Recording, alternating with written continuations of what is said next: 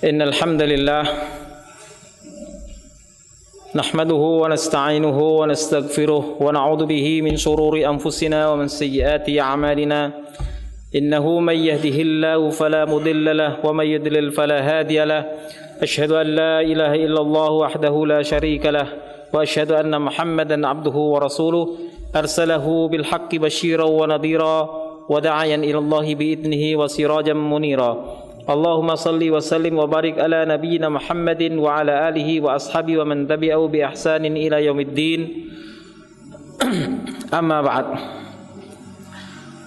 Ma'asyiral muslimin, ikhwati fillah, arsadakumullah. Alhamdulillah, pada kesempatan yang baik ini Allah pertemukan kita di tempatnya yang paling mulia di muka bumi ini, yaitu di rumah Allah, yang oleh baginda Rasulullah sallallahu alaihi wasallam, mastama'a qaumun fi baitin min buyutillah yatluna kitaballah wa yatadarasuna fima bainahum illa nazalat alaihimus sakinah wa ghasyiyatuhumur rahmah wa haffathumul malaikah wa dzakarahum fi man indah.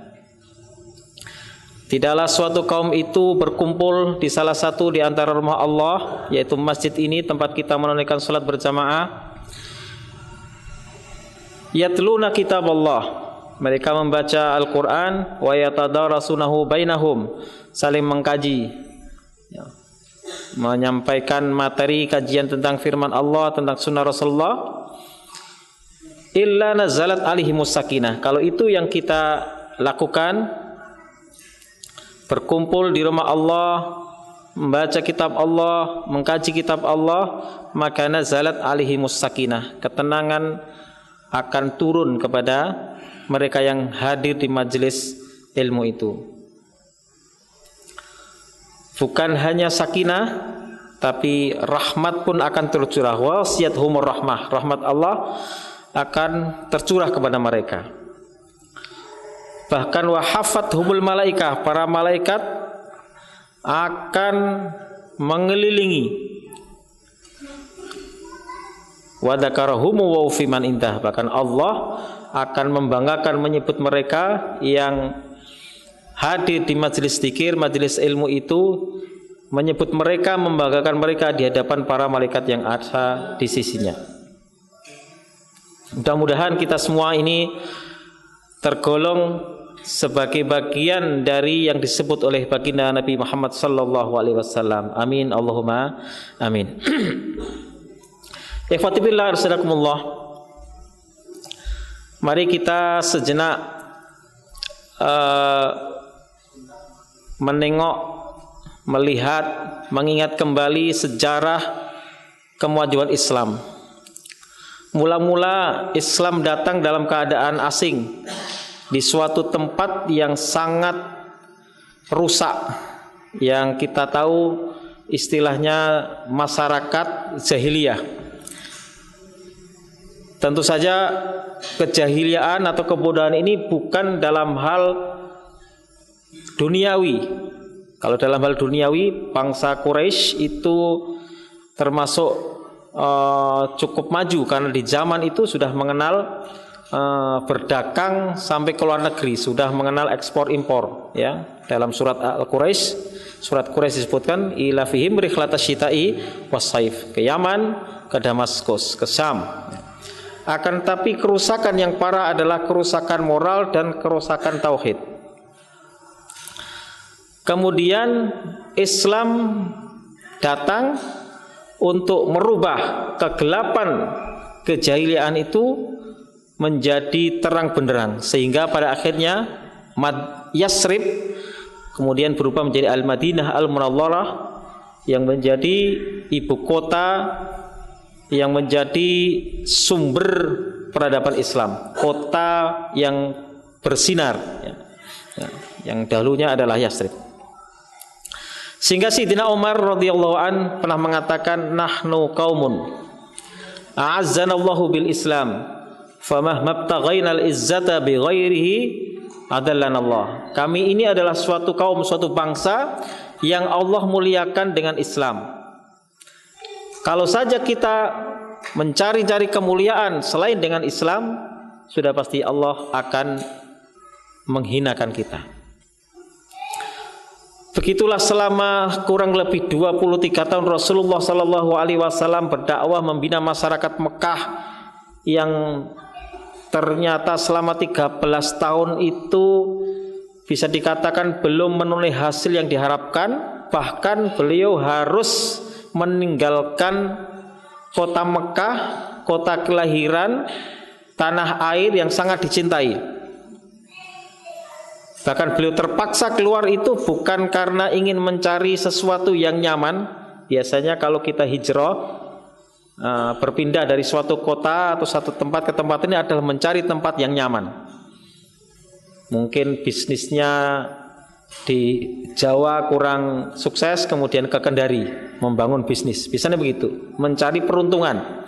Itu yang lazim. Tapi Rasulullah ke Madinah dan juga diikuti para sahabat itu tanpa tahu apa yang harus dilakukan di kota Yatsrib ketika itu. Tapi ini karena perintah Allah. Namun ternyata orang-orang Yatsrib menyambut dakwah Rasulullah dan akhirnya mereka di kemudian hari mampu menaklukkan kota Makkah menjadi Fathu Makkah. Akhirnya dua kota ini menjadi pusat kemajuan Islam. Kemajuan yang dibangun oleh Rasulullah SAW di Madinah dilanjutkan oleh Khulafaur Rasyidin, kemudian dilanjutkan oleh Bani Umayyah di Damaskus, kemudian Abbasiyah di Baghdad dan seterusnya sampai berjaya selama 740 tahun di Andalusia. 740 tahun, 7 abad lebih. Di mana kita kenal ulama-ulama Islam yang sangat kesohor itu banyak yang berasal dari Andalusia. Mungkin kalau orang sekarang tahu Spanyol itu mungkin kota-kota yang mungkin terkenal dengan klub sepak bolanya. Ada Barcelona, mungkin ada Real Madrid, ada macam-macam. Ya.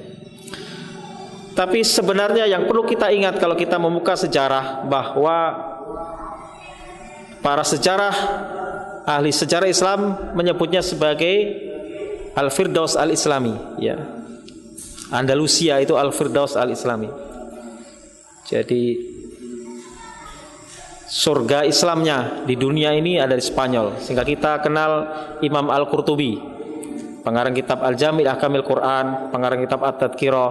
Ada Imam Ibnu Hazm Al-Andalusi.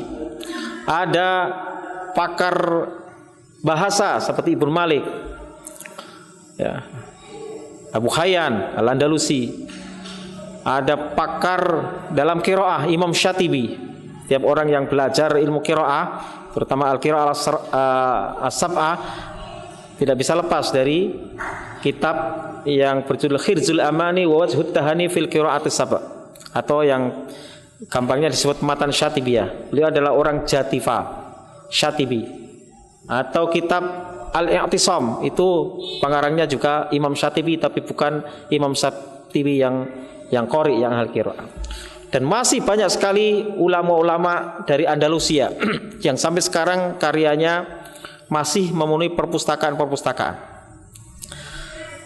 Setelah umat Islam hampir 7,5 abad berkuasa, kemudian kekuasaan itu beralih ke tangan bangsa Eropa yang saat itu bersekutu untuk mengalahkan kaum muslimin di Andalusia. Kemudian buku-buku Islam diterjemahkan ke dalam bahasa Eropa. Saat itu penerjemah sangat dihargai, ya. Dalam ceritanya itu profesi yang sangat dibanggakan, sangat mendapatkan apresiasi yang tinggi. Itu diantaranya penerjemah. Sehingga kitab-kitab dalam berbagai bidang ilmu pengetahuan diterjemahkan ke dalam bahasa Eropa. Kitab Al-Qanun fi Sifa karangan Ibnu Sina dalam bidang kedokteran diterjemahkan. Kitabnya Ibnu Khaldun misalkan Al-Muqaddimah, ini babak sosiolog, ya. Dan banyak sekali kitab-kitab umat Islam dalam berbagai bidang ilmu pengetahuan diterjemahkan ke dalam bahasa Eropa, ya. Bahasa Perancis, bahasa Inggris, dan juga bahasa-bahasa yang lain, bahasa Italia. Dari situlah kemudian ilmu itu ditransfer ke Eropa dan kemudian terjadi perkembangan yang luar biasa sampai sekarang ini, di mana kalau kita bicara tentang ilmu pengetahuan mesti barometernya adalah barat. Belajar kedokteran ke barat, belajar teknologi ke barat. Orang mau belajar pesawat terbang, Pak Habibie belajar di Jerman, belajar di Perancis dan seterusnya.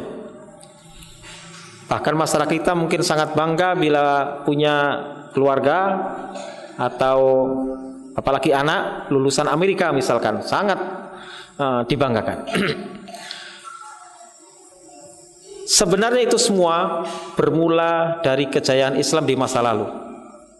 Maka Nabi mengatakan al-hikmah dhalatul mu'min fa aina wajadaha iktabasa au fa aina wajahada fa huwa ahqqu bi hikmah. Ilmu pengetahuan itu adalah barang hilang milik orang beriman.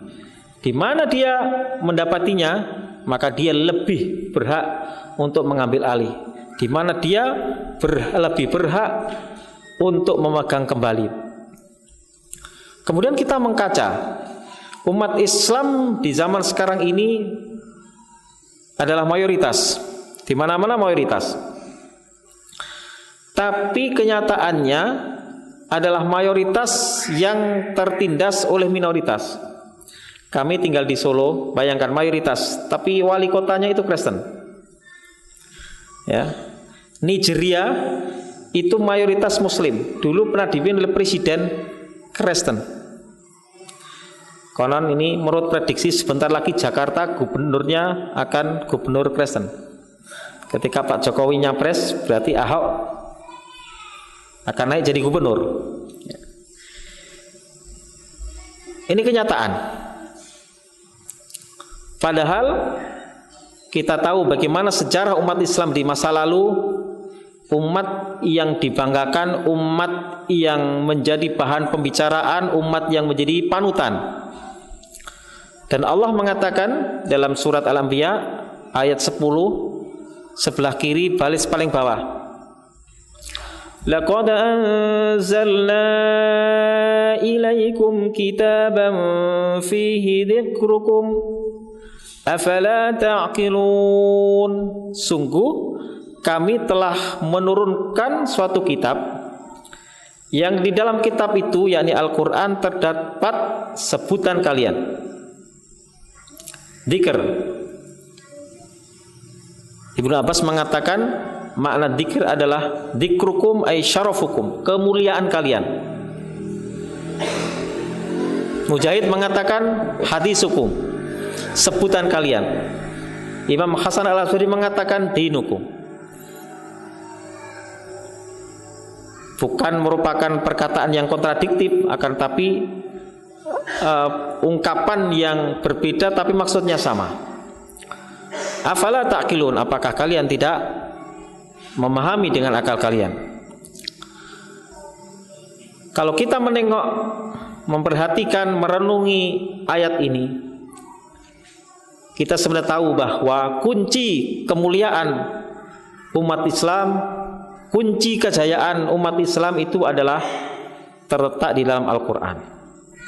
Sejauh mana dia berpegang teguh kepada Al-Quran, sejauh mana keintiman dalam interaksi dengan Al-Quran, sejauh mana pemahaman umat Islam terhadap Al-Quran, dan sejauh mana pengamalan terhadap Al-Quran, itulah kemuliaan umat Islam. Ya. Laqad anzalna ilaikum kitaban fihi dzikrukum.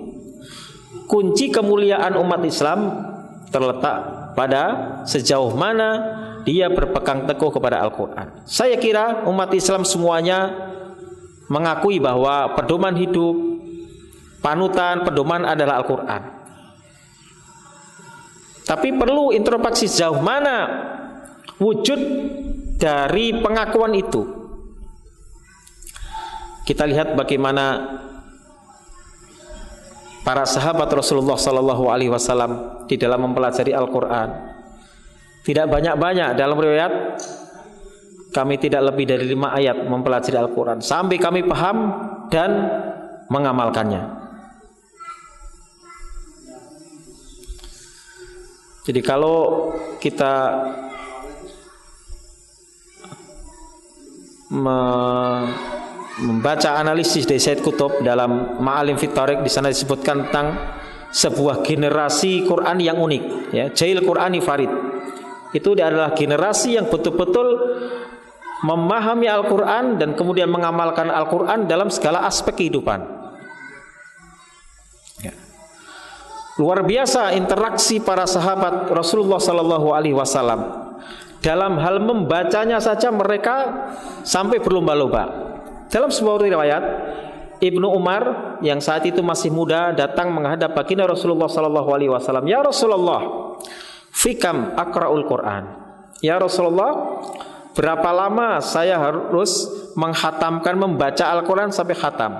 Kata baginda Nabi, fi salasin, 30 hari sekali. Jadi sehari 1 juz. Kalau di sini berapa juz biasanya? Bapak Ibu udah 2-3 juz ya. Pagi juz melon, siang juz alpukat, malam masih juz lagi.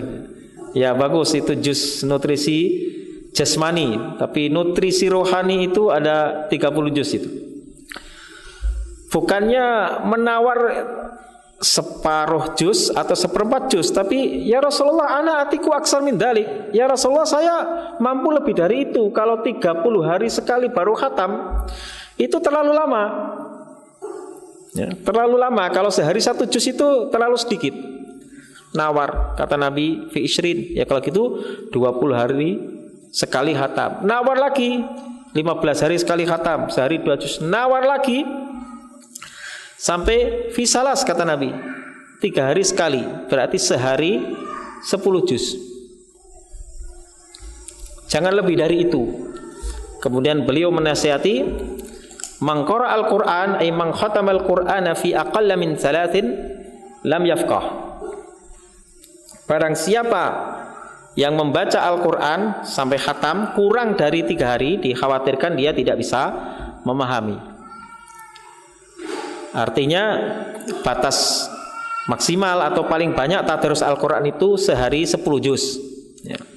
Mungkin bisa ya Bapak Ibu, Ramadan mungkin bisa memungkinkan pas itikaf. Tapi ini sebenarnya berlaku dalam konteks tilawatul Quran, membaca Al-Quran dengan pemahaman atau perenungan. Karena kita dapatkan baik sahabat maupun para ahli ibadah itu, dalam riwayat Sayyidina Utsman bin Affan itu menyelesaikan seluruh Al-Quran dalam sekali sholat, bahkan fi rakaatin wahidah dalam riwayat. Jadi 30 juz itu dalam sekali sholat. Semalam khatam 30 juz. Begitu juga dalam Manaqib Imam Syafi'i disebutkan, kalau sudah memasuki Ramadan, beliau menutup aktivitas mengajar dan aktivitas apalagi berdagang dan lain-lain, semuanya untuk ibadah, untuk zikir, untuk tilawatul Quran. Imam Syafi'i dalam Manaqib beliau disebutkan di bulan Ramadan siang hari khatam 30 juz dan malam hari khatam 30 juz. Ini dalam hal membaca Al-Quran.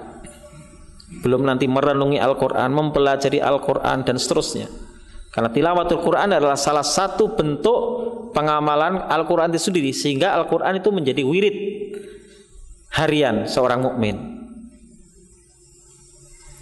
Rasulullah sendiri dalam suatu riwayat dibawakan oleh Ibnu Mas'ud, suatu kali saya bangun malam kemudian masuk Masjid Nabawi. Saya dapati Rasulullah sedang mengerjakan sholat ya. Saya pun ikut di samping beliau. Setelah selesai baca waladdallin amin, beliau membaca alif lam mim dzalikal kitabu la raiba fihi hudan lil muttaqin, surat Al-Baqarah. Terus enggak rukuk-rukuk sampai saya qulu sufaha'u minan nasi ma wallahum an qiblatihim allati kanu 'alaiha. Masih berlanjut juz 2 sampai tilkar rusulu faddalna ba'dahum 'ala ba'd sampai la yukallifullahu nafsan illa wus'aha. Sudah ayat-ayat terakhir, ternyata selesai ditambah lagi Bismillahirrahmanirrahim. Tambah alif lam mim kedua. Alif lam mim. Allahu la ilaha illa huwal hayyul qayyum. Surat Al-Baqarah 286 ayat. 2 juz lebih. Ditambah surat Al-Imran 200 ayat. Ditambah lagi An-Nisa 176 ayat. Itu totalnya 5/4 juz. Bayangkan. Baru ruku'. Baru ruku'. Kalau kita ini membaca Al-Quran secara perlahan, 1 juz itu 1 jam, berarti sekali berdiri Rasulullah itu berdiri 5 jam. Itu baru 1 rakaat. Ibnu Mas'ud menyampaikan, saya hampir mau berniat buruk. Maksud kamu apa? Mau mufarokoh, mau melepaskan diri dari sholatnya Nabi. Itu sholatnya Rasulullah. Interaksi Rasulullah dengan Al-Quran itu diwujudkan seperti itu. Ya. 1 rakaat 5 jam lebih. Maka dalam hadis disebutkan qoma Rasulullah sallallahu alaihi wasallam hatta tawarramat qadamahu. Rasulullah sholat malam sampai telapak kakinya bengkak. Kalau orang sekarang banyak orang debat tentang tarawih, misalkan berapa rakaat, di sini 23, enggak 11, macam debat. Di sini berapa, Pak? 13. 11. Ya, kalau di tempat saya 23. Di Jepara sana. Tapi saya yakin menang tempat saya. Kalau tempat saya cepatnya luar biasa, ya. Bismillahirrahmanirrahim. Alhamdulillahirabbil alamin arrahmanirrahim maliki yaumiddin iyyaka na'budu wa iyyaka nasta'in ihdinas siratal mustaqim. Amin. Seperti itu. Kalau enggak percaya lihat di YouTube, ada tarawih tercepat sedunia, ya. Orang banyak berdebat masalah kulit, ya, lupa isi bagaimana Rasulullah mengerjakan sholat, bagaimana Sayyidina Utsman dalam sekali sholat sampai khatam 3. Ini baru dari aspek tilawatul Quran, wirid Qurani, belum yang lain-lain, bagaimana tadabbur Quran. Bayangkan ketika Sayyidina Umar bin Khattab, sahabat yang lain, salah seorang khulafaur rasyidin, mendengarkan ayat inna 'adzaba rabbika lawaqi' ma lahu min dafi', sesungguhnya adab Rabbmu pasti menimpa, pasti terjadi dan tidak ada yang bisa menghalangi. Apa yang terjadi? Umar seorang yang sangat garang, yang setan saja takut. Ya, dalam riwayat kalau Umar itu berjalan di suatu gang, setan nyingkir, ya kan? Ya. Kok ada orang yang mengaku Islam kok mengkafirkan Umar bin Khattab? Kira-kira gimana itu? Apa ya temannya setan ya? Ya kan? Dari riwayat kan begitu. Jadi Umar itu ditakuti oleh setan, ya, tapi oleh orang yang mengatakan sebagai kelompok Islam ada doa untuk 2 berhala Quraisy, yaitu Abu Bakar dan Umar. Wallahu alam, silakan dihukumi sendiri, ya. Kalau setan ada nyingkir, nah, kalau dia mengkafirkan.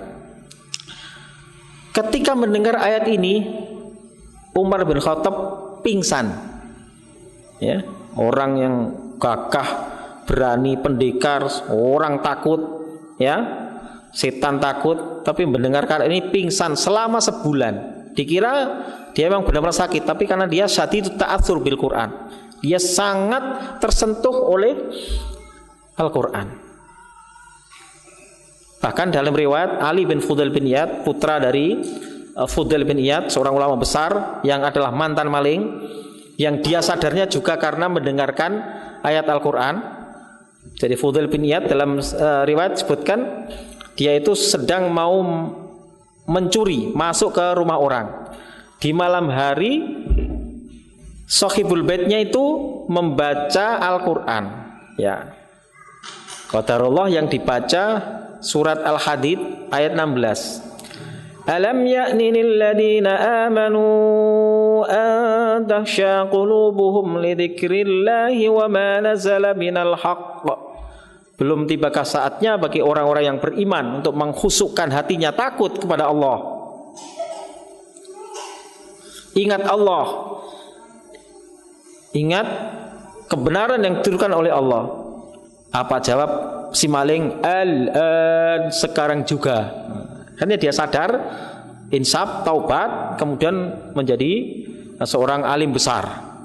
Putranya Ali bin Fudail bin Iyad mendengarkan ayat yang tadi saya bacakan itu, dia pingsan.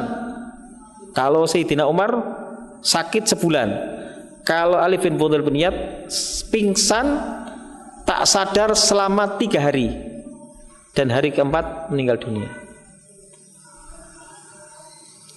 Ini dalam konteks ta'assur bil Quran. Jadi mari kita mengkaca, membandingkan bagaimana interaksi kita sejauh mana dengan Al-Quran dibandingkan interaksi para salafus soleh, Rasulullah, utamanya para sahabat, tabi'in, tabi'ut-tabi'in, dan seterusnya, serta ahli ibadah yang menjadi panutan kita. Maka wajar jika mereka itu adalah menjadi umat, menjadi bangsa yang mulia, karena mereka memuliakan Al-Quran. Tadarusnya terhadap Al-Quran sedemikian rupa, ya, walaupun zaman itu tidak seperti zaman sekarang ini, di mana setiap orang punya mushaf. Di masjid banyak tersedia mushaf, gerakan wakaf Al-Quran. 2 minggu yang lalu saya di Zambi mengisi sebuah acara launching gerakan wakaf 1 juta mushaf. Luar biasa, ya. Kita masing-masing juga punya mushaf, banyak saya kira. Di zaman Nabi, zaman sahabat belum ada mushaf. Di zaman Sayyidina Utsman saja baru ditulis itu hanya beberapa eksemplar. Dalam riwayat hanya disebutkan hanya 5 saja. Itu pun dibagi khusus untuk Sayyidina Utsman, dan di Madinah, di Mekah, di Syam, di Kufah, hanya beberapa eksemplar. Tapi Al-Quran itu di mana? Ditransfer, disampaikan dari hati ke hati, disampaikan, diajarkan, kemudian dihafal, dibaca. Jadi membaca Al-Quran itu mereka itu dari apa yang ada di dalam dada. Ya, jadi kalau Sayyidina Umar, Ibnu Abdullah bin Umar tadi membaca Al-Quran itu konteksnya itu adalah mengulang hafalannya. Yang zaman itu nggak ada beredar mushaf. Ya, jadi sebenarnya mushaf Al-Quran ini pertama-tama dijaga, keterjagaannya adalah di dalam dada. Tadi itu disebutkan dalam surat Al-Ankabut, surat ke-29 ayat 39. Bal huwa ayatum bayyinatun fi suduril ladina utul ilm. Al-Quran itu adalah ayat-ayat nyata. Di mana letaknya? Fi suduril ladina utul ilma, di dalam dada orang-orang yang dikaruni ilmu. Jadi Al-Quran itu keterjagaannya adalah disimpan di dalam dada. Sekarang umat Islam punya banyak mushaf, disimpan di lemari, di perpustakaan. Ya, maka ada isyarat. Kalau dulu kiai saya itu meletakkan mushaf itu di sini, jangan ditenteng apalagi di begini, tapi begini ya. Dalam tradisi pesantren ala salafiyah di daerah Jawa itu mesti megang gini. Ada santri ngaji kok megang Al-Quran diginikan, wah mesti dipukul sama kiai. Mungkin isyaratnya adalah bagaimana Al-Quran itu bukan yang ada dalam mushaf, tapi itu dimasukkan ke dalam dada. Maka gerakan menghafal Al-Quran itu adalah salah satu upaya memuliakan umat ini. Dan itu tradisi itu sudah memang dari dahulu. Anak-anak kecil itu dididik dengan hifdzul Quran sebelum yang lain-lain. Ya. Imam Syafi'i itu hafal Al-Quran ketika umur 7 tahun, dan ketika umur 9 tahun sudah hafal kitab Al-Muwatta karangan gurunya Imam Malik yang berisi lebih dari 18.000 hadis, dan konon menghafalnya dalam waktu 40 hari. Ya. Ma'asyiral muslimin, jamaah salat maghrib yang dimuliakan oleh Allah. Jadi kalau kita banyak membaca sejarah kejayaan Islam di masa lalu, yang jangan hanya tinggal kenangan atau tinggal sejarah, tapi bagaimana kita sejarah itu akan berulang kembali, di mana umat Islam menjadi mulia dan berjaya. Tidak ada jalan lain kecuali dengan memuliakan Al-Quran, dengan menempatkan Al-Quran sebagaimana mestinya, mensikapi Al-Quran sebagaimana mestinya, berinteraksi dengan Al-Quran sebagaimana mestinya, seperti yang dicontohkan oleh Rasulullah dan para sahabat. Membacanya saja seperti itu, ya. Dalam sholatnya, terutama sholat sunnah sendiri, ya. Dalam konteks tadi Rasulullah itu sholat sendirian, ya. Salahnya si Abdullah ibnu Mas'ud ikut-ikutan, ya. Karena kalau sholat dengan masyarakat, dengan jamaah, tidak boleh mentang-mentang punya banyak hafalan kemudian pakai yang panjang-panjang. Misalkan ada riwayat tadi bahwa dalam riwayat Ibnu Abbas Rasulullah sekali rakaat saja sampai surat An-Nisa. Dan dalam riwayat yang lain Rasulullah pernah meminta Ibnu Mas'ud, "Ya Ibnu Mas'ud, iqra' alayyal Qur'an." Wahai Ibnu Mas'ud, bacakan dong Al-Qur'an kepadaku. Ya Rasulullah, ini bahasa terjemahan bebas. Ya Rasulullah, kaifa aqra'u 'alaika wa 'alaika unzal? Ya Rasulullah, bagaimana saya membacakan Al-Quran kepada baginda sedangkan Al-Quran ini diturunkan kepada baginda? Coba bayangkan Rasulullah, di mana Al-Quran itu diturunkan kepada Rasulullah, dimasukkan ke dalam dada Rasulullah, tapi beliau meminta sahabat ini untuk membacakan Al-Quran. Jadi ibaratnya ini kiai, terus kemudian santri suruh baca, dia merenungi begitu. Ada begitu, ya. Ini sikap tawadhunya Rasulullah. Dan bacanya itu bukan hanya ayat dua ayat, ya. Dalam riwayat Ibnu Mas'ud sampai ketika saya membaca fa kaifa idza ji'na min kulli ummatin bi syahidin wa ji'na bika 'ala haula'i syahida hasbuk. Sampai ayat itu Rasulullah mengatakan, "Udah cukup dulu." Kemudian saya tengok faida ainahu tadrifani. Ternyata kedua mata beliau berlinang, menangis. Ini sampai surat An-Nisa. Jadi mendengarkan bacaan Ibnu Mas'ud, siapa yang mendengar? Rasulullah sendiri, itu sampai surat An-Nisa. Jadi ini gantian, ya. Kalau dalam sholat tadi kan Ibnu Mas'ud mengikuti bacaan Rasul sampai surat An-Nisa, itu pun dalam satu rakaat, ya. Di kesempatan yang lain Ibnu Mas'ud membacakan Al-Quran sampai surat An-Nisa, sampai Rasulullah menangis. Subhanallah. Itu potret interaksi Rasulullah para sahabat. Jadi Al-Quran diajarkan oleh sahabat kepada tabi'in dan seterusnya itu dengan dihafal. Bahkan penghafalan Al-Quran itu dalam tradisi ditemukan sampai bersanad, ya. Jadi fulan belajar Al-Quran dari syekhnya dari syekhnya dan seterusnya, dan itu harus persis. Kalau nggak persis dia tidak akan memberi ijazah, istilahnya memberi sanad. Jadi keterjagaan Al-Quran itu mutawatir sampai sekarang ini, ya. Kecuali mungkin di Indonesia, ya, pada pinter-pinter sehingga belajar Al-Quran pakai otodidak, ya. Sehingga saya mendengarkan ada yang baca Alam Taro, dibaca Alam Taro. Jadi imam itu Alam Taro. Nah, anak kecil protes, kok mosok sholat kok ingat ciki, ya kan, Taro, ya. Ternyata orang ini nggak bisa baca Al-Quran, tapi menghafalnya lewat Latin, transliterasi, ya. Bisa Alam Taro karena kadang ditulis pakai O, ya. Allah itu kadang di Indonesia ada pakai O, pakai A, ya kan, ya. Kalau kita belajar tajwid kan berbeda, karena kita bacanya pakai Arab, ya. Sehingga kadang ada yang baca Alam Tara, Alam Tara kaifa, Alam Tara, ya nggak jelas nanti da, wo, ha, nggak jelas, ya. Nah, jadi ini perlu dievaluasi. Ma'asyiral muslimin arsyadakumullah. Jadi begitulah gambaran sekilas tentang interaksi salafus soleh terhadap Al-Quran.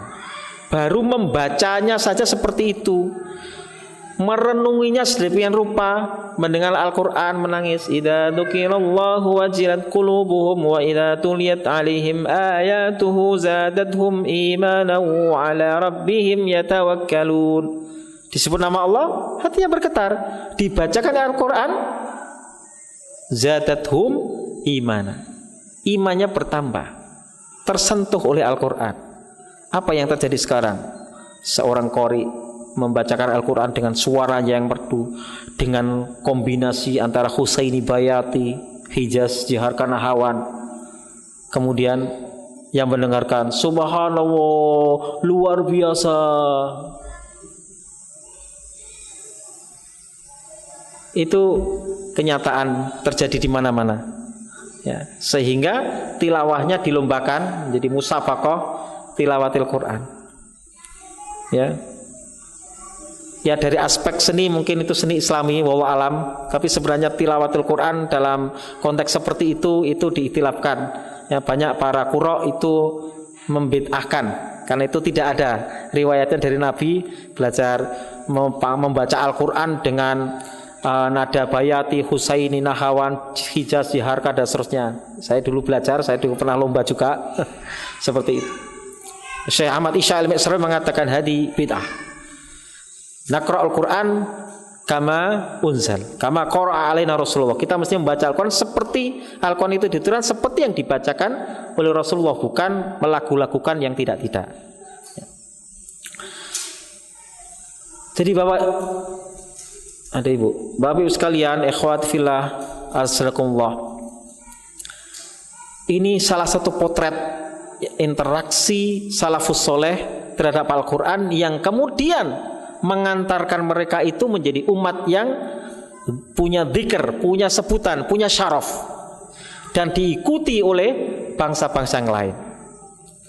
Di era modern ini ada seorang yang menganalisis Al-Quran itu banyak diamalkan di Barat. Al-Quran itu banyak diamalkan di Barat, tapi dalam aspek-aspek yang berbicara tentang ayat-ayat kauniyah, tentang vulkanologi, ya, tentang ilmu kelautan, tentang berbagai penemuan yang kemudian membidani kelahiran berbagai ilmu pengetahuan.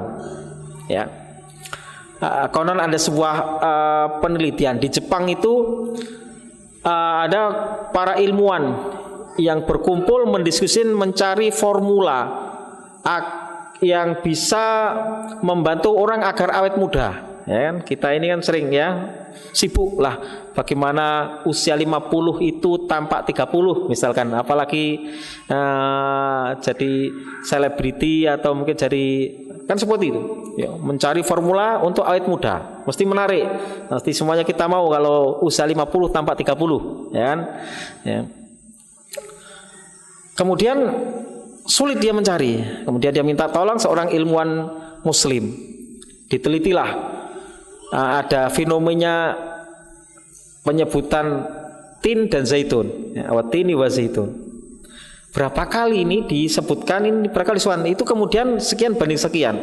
Ternyata itu sangat bermanfaat dan mujarab untuk membantu tadi agar tampak lebih muda. Kalau kata Bang Roma dulu, pasang gigi palsu kembali muda lagi, ya kan? Luar biasa. Akhirnya apa yang terjadi? Para ilmuwan itu, orang Jepang, ya akhirnya masuk Islam. Oleh karena mendapat hidayah. Betapa banyak orientalis yang tadinya memiliki niat jahat untuk mempelajari Islam dengan tujuan menghancurkan Islam atau mencari-cari kejelekan dan keburukan atau kekhilafan, kesalahan Al-Quran. Ia nggak mendapatkan, nggak ada kontradiksi, nggak ada kekeliruan. Itu semuanya benar dari Allah Subhanahu Wa Taala, kecuali yang disimpangkan oleh orang-orang yang berfaham setan, ya kan, sehingga ditafsirkan kalau Al-Qur'annya satu huruf pun tidak akan bisa berubah, satu harokat pun, satu mat pun tidak akan bisa berubah. Wahata Al-Quran di seluruh dunia ini dihanguskan, karena Allah berjanji Surat Al-Hijr, surat ke-15 ayat 9. Inna nahnu nazzalna dzikra wa inna lahu lahafidun. Sesungguhnya kami menurunkan dzikir dan kami yang akan senantiasa menjaga. Syekh Dr. Ragab Sirjani dalam bukunya Kaifa Tahfadzul Quran menceritakan di sebuah wilayah bekas jajahan Rusia, di situ itu tidak boleh beredar mushaf. Jadi di sana tidak ada mushaf Al-Quran. Ya. Karena mereka tahu bahwa kalau ini orang yang beragama Islam berpegang pada Al-Quran, mempelajari Al-Quran, nanti akan menjadi bangsa yang memimpin dunia, menguasai mereka. Gak boleh di sana. Tapi apa yang terjadi? Allah tetap menjaga Al-Quran di sana. Di sana banyak sekali para hufat, para penghafal Al-Quran walaupun tidak memiliki mushaf Al-Quran, apal 30 juz. Kita yang mungkin mushaf di mana-mana ada, hafal 30 juz 30 setidaknya, ya kan? Seperti itu. Jadi Al-Quran oleh bangsa barat ditelaah, dipelajari untuk menjadikan bahan inspirasi bagi kemajuan, ya, ilmu pengetahuan. Akan tapi aspek uluhiyah, aspek tauhid mereka tinggalkan. Saya kan mengatakan di Eropa itu lebih Islami, orangnya jujur, kemudian bersih. Kita kan an-nadhafatu minal iman, tapi kita di mana-mana kumuh, di mana-mana kotor, ya. Ada sebuah penelitian itu, termasuk Selandia Baru itu dikatakan paling Islami, tanda kutip. Maksudnya dalam hal kejujuran, dalam naruh barang di suatu tempat nggak akan hilang. Di sini, ya. Maksudnya di Indonesia, bukan di Kendari. Dari insya Allah nggak ada. Saya di masjid kami, saya punya Yayasan Al-Ijah, itu punya masjid. Setiap kali sajadahnya kita ganti, mesti hilang. Bahkan masjid kami, Masjid Al-Mutadin saja, itu jebol. Ya, kan lumayan uangnya banyak karena sedang pembangunan, itu hilang. Ya, uangnya. Ya, kalau di Jepang konon buku dibaca ketinggalan di kereta, itu nanti akan kembali kepada yang punya. Kalau sekarang di Jakarta, saya dari Solo ke Balikpapan membawa hadiah untuk sahabat saya di Balikpapan, hilang. Ya. Padahal Islam sangat keras dalam mensikapi masalah pencurian, ya kan? Hukumannya kalau sudah sampai nisab kan sampai potong tangan. Ya kan? Sekarang koruptor di mana-mana, ya kan? Padahal Nabi mengatakan wala yasriku sarik hina yasriku wa huwa mu'min, wala yazni zani hina yazni wa huwa mu'min. Orang yang mencuri ketika mencuri itu imannya sedang melayang, tidak ada. Kalau dia mencuri terus dan enggak insaf, bagaimana imannya? Di mana? Begitu juga seorang yang berzina, ketika berzina itu imannya enggak ada, hilang. Padahal fenomena yang banyak terjadi, yang kita saksikan di layar kaca para pemimpin kita, dua yang selalu menjadi sorotan: korupsi, pencurian, pemalingan uang negara, uang rakyat. Yang kedua, perselingkuhan alias perzinaan. Di mana beberapa tahun yang lalu banyak dibicarakan itu, di mana di gedung DPR MPR Jakarta itu tukang sapu, tukang sampah, tukang kebersihan itu sangat jengkel. Kenapa? Setiap hari dia harus membersihkan alat pengaman itu, ya kan? Kondom di toilet Dewan Perwakilan Rakyat, gedung Dewan Perwakilan Rakyat. Nah gimana tidak, Wong Menteri Kesehatannya aja kampanye, ya kan? Naudzubillahi min dzalik. Bagaimana kita akan mulia sementara kita ini jauh dari nilai Al-Quran? Mungkin sebagian dibaca, tapi dibaca untuk sekedar tabarukan, untuk hajatan, untuk khitanan, tapi tidak kita fahami, kita renungi, kemudian kita amalkan. Nabi mengatakan rubba qari'il Qur'an wal Qur'anu yal'anu. Betapa banyak orang yang membaca Al-Quran tapi justru Al-Quran itu melaknatnya. Maka apa demikian, dia membaca Al-Quran tapi apa yang dia baca itu dia langgar, ya. Perintahnya tidak dilaksanakan, larangannya justru dilanggar. Rubba qari'il Qur'an wal Qur'anu Betapa banyak orang yang membaca Al-Quran, tapi Al-Quran justru melaknatnya. Ini yang membaca. Bagaimana kalau umat Islam ini tidak mau, apalagi nggak bisa baca Al-Quran, ya semakin jauh dari kemuliaan. Maka inti atau dasar pertama agar kita meraih kemuliaan dalam hidup ini, di dunia ini, karena dunia ini adalah milik kita, diwariskan Allah kepada hamba-hamba yang beriman, adalah kepada Al-Quran. Demikian juga derajat kita di akhirat nanti adalah sejauh mana interaksi kita dengan Al-Quran. Maka dalam sebuah hadis Rasulullah SAW mengatakan, inna min ijlalillahi ikramadis syaibatil muslim wa hamilil Quran. Di antara bentuk memuliakan Allah itu adalah memuliakan disyaibatil muslim, orang muslim yang punya uban. Belum punya uban ya, punya tapi nggak kelihatan. Ya, maksudnya ulama menjelaskan, maksudnya adalah menghormati orang alim, menghormati ulama, atau menghormati orang tua yang sudah beruban. Karena orang alim biasanya kesannya itu syekh, ya, syekh itu sudah wa hamilil Quran, dan memuliakan hamilul Quran. Hamil itu hamil itu kan mengandung. Jadi sesuatu di bawah itu di dalam badannya, dalam perut. Maka ada wanita hamil.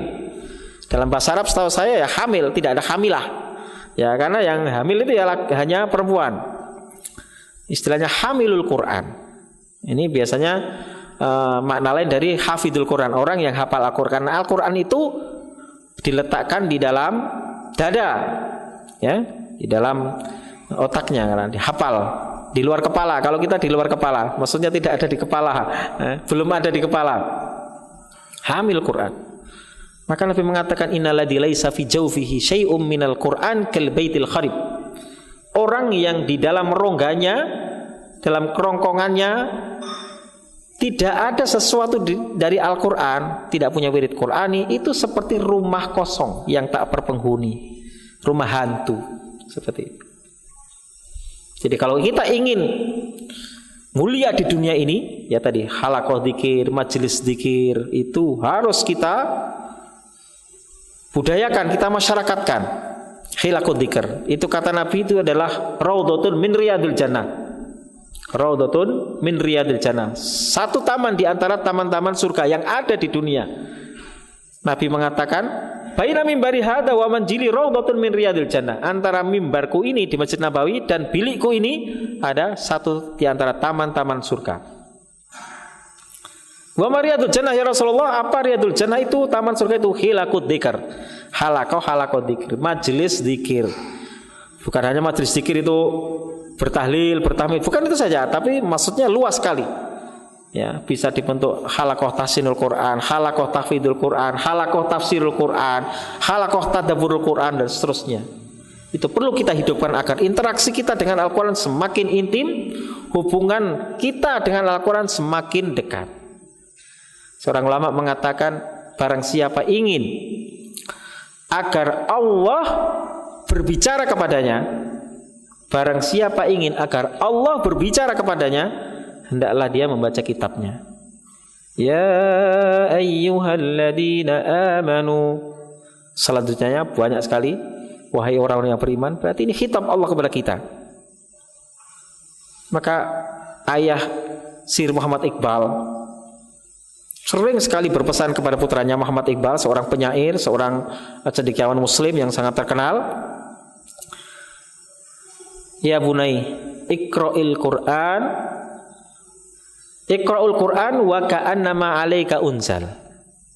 Bacalah Al-Qur'an seakan-akan Al-Qur'an ini diturunkan kepadamu. Bagaimana Rasulullah ketika pertama kali mendapatkan wahyu Iqra? Zamiluni dia gemetar, menggigil, pulang minta diselidiki. Punya pengaruh.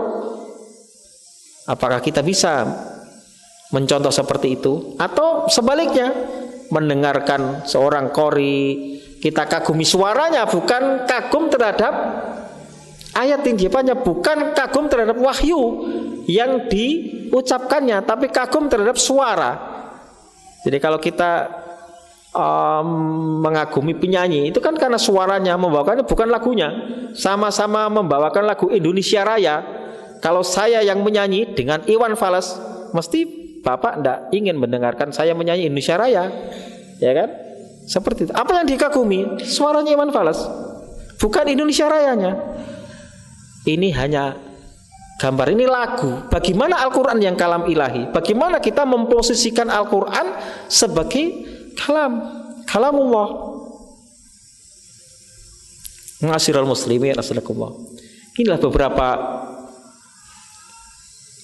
hal yang mungkin perlu kita introspeksi, kita koreksi diri kita sejauh mana keintiman interaksi dengan Al-Quran. Terus kemudian sejauh mana kita ini menjadi umat yang mulia. Kenapa kita kok begini-begini saja menjadi umat yang mungkin secara jumlah itu mayoritas, tapi secara peran, secara kebijakan, secara kekuasaan itu tidak memiliki arti. Ya karena kunyina tadi, mengkunyah semuanya ada di Al-Quran. Laqad anzalna ilaikum kitaban fihi dzikrukum. Kami telah menurunkan suatu kitab yang Al-Quran. Di dalam Al-Quran itulah letak syarafukum, dzikrukum, kemuliaan kalian, sebutan kalian. Maka dari itu langkah awal untuk kembali kepada kemuliaan Islam itu adalah bagaimana kita menjadikan Al-Quran ini betul-betul pedoman hidup kita. Kita masukkan Al-Quran ke dalam kalbu dan dada kita. Kita amalkan Al-Quran dalam kehidupan sehari sesuai dengan kemampuan kita. Karena Rasulullah SAW akhlaknya adalah Al-Quran. Su'ilat Aisyatu an khuluqin Nabi. Aisyah ditanya tentang akhlak baginda Nabi, faqalat khuluquhul Quran. Kata Aisyah, akhlak Nabi adalah Al-Quran. Bahasa kita, Rasulullah itu Al-Quran berjalan. Kalau umat Islam ini sudah menjadi Al-Quran berjalan, sudah pasti dia adalah umat pilihan, ummatan wasatan. Tapi kalau Al-Quran itu hanya dijadikan sebagai alat sumpah di atas kepala, ya begitulah jadinya. Disumpah dengan Al-Quran, habis itu ya korupsi, habis itu semua apa yang di dalam Al-Quran, dilarang mencuri, dilarang berkhianat, dilarang berkata bohong, semuanya penuh dengan sumpah palsu, penuh dengan korupsi yang tidak lain adalah pencurian dan seterusnya. Naudzubillahi min dzalik. Maka kita awali dengan diri kita ini. Mari kita bersama-sama saling mengingatkan bagaimana kita bisa semakin intim dalam berinteraksi dengan Al-Quran. Tilawatul Qurannya kita giatkan, tahsinul Qurannya kita giatkan, syukur-syukur dengan menghafal Al-Quran, sehingga solat kita itu bisa lebih bermakna. Terutama solat-solat sunnah, solat-solat yang kita kerjakan secara sendiri, qiyamul lail itu dengan begitu khidmat, dengan begitu khusyuk. Karena diantara salah satu kunci kekhusyuan dalam sholat adalah adanya variasi bacaan dalam sholat. Ya, setiap sholat kulhu, kulya, kulhu, kulya, kulhu, kulya. Sah ya sah, tidak ada masalah. Ya, tapi kan ya kasihan surat-surat yang lain. Apa enggak iri? Surat Al-Baqarah enggak pernah dibaca dalam sholat. Nah, ya. Masih ada lagi yang ngaku, saya itu ya paling favorit ya ina atau ina sama kulhu. Sholat apapun ya suratnya itu. Ya. Sehingga kita lihat bagaimana Rasulullah satu rakaat itu sampai surat dari Al-Baqarah sampai An-Nisa. Ya. Imam Syafi'i itu sampai sehari itu khatam 30 itu, semalam khatam 30. Ya, Ramadan kalau 30 hari itu 60 kali khatam. Ya. Ini dalam konteks, kalau kita ya nggak bisa. Kita baca Al-Quran 1 juz itu 1 jam. Kalau khatam kan berarti butuh 30 jam. Kan sehari semalam tanpa henti nggak mungkin. Tapi bagi mereka yang sudah hafal, betul-betul hafal dan dibaca secara hadir itu salah satu bentuk bacaan yang cepat tapi tidak menyalahi aturan tajwid. Jadi tetap hak huruf itu tetap terpenuhi, ya. Itu namanya hadar bacanya. Bismillahirrahmanirrahim. Alhamdulillahi fadilis samawati wal ardi il malaikati rusulan uli ajnihatin matna wa thulatha wa ruba' yazidu fil khalqi ma yasha. Innallaha ala kulli syai'in qadir. Macam itu, ya. Selesai, ya. Kiai saya Ustaz Abdullah Maksum itu 9 jam selesai dari Alhamdulillah sampai Minal Jinnati wan Nas, ya. Tapi kalau kita Bismillahirrahmanirrahim Alhamdulillahi fatiris samawati wal ardi ja'ilil malaikati rusulan uli ajnihatim mathna wa thulatha wa ruba'. 1 jam belum selesai, ya. Tapi tidak apa-apa, ya. Maka saya mengkampanyekan esjuz, ya. Esjuz itu eksekusi sehari 1 juz, ya. Eksekusi itu pelaksanaan sehari 1 juz. Ini berdasarkan riwayat tadi Abdullah bin Umar. Jadi mendisiplinkan diri, mengupayakan untuk setidaknya membaca. Atau kalau berat, saya masih bacaannya itu masih susah, masih terbata-bata, masih ini 1 juz itu 1 jam belum selesai, ya sudah, mungkin boleh sehari 1 jam untuk Al-Quran. Ini adalah salah satu upaya untuk menjadikan Al-Quran lebih dekat kepada kita. Sehari 1 jam untuk Al-Quran. Kalau nanti sudah punya hafalan, enak, sambil nunggu, sambil menikmati kedelai. Sekarang itu kalau dari Solo ke Jakarta ke Makassar ke Kendari itu kan transit, itu kan memakan waktu, belum lagi disuguhi kedelai, kadang nambah, tahu kedelai, menikmati kedelai di bandara, maksudnya delay, kena delay. Banyak orang kemudian, ya Allah, marah-marah ini. Coba kita gunakan untuk tilawatul Quran. Ini nggak membudaya di kita ini, ya. Naik pesawat buka Al-Quran, ya. Nah, seperti itu, ya. Insya Allah akan menjadi barokah dalam hidup ini. Bayangkan tadi, rumah orang yang sedang membaca Al-Quran gak jadi kecurian, pencurinya malah insaf, jadi dapat hidayah, akhirnya jadi ulama besar, ya kan? Itu barokah Al-Quran, ya. Setan pun nyingkir, ya. Seperti itu, ya. Ma'asyiral muslimin rahimakumullah. Sudah. Baik. Jadi kemuliaan umat ini, Bapak sekalian yang dirahmati oleh Allah, terletak sejauh mana kita ini memperlakukan Al-Quran.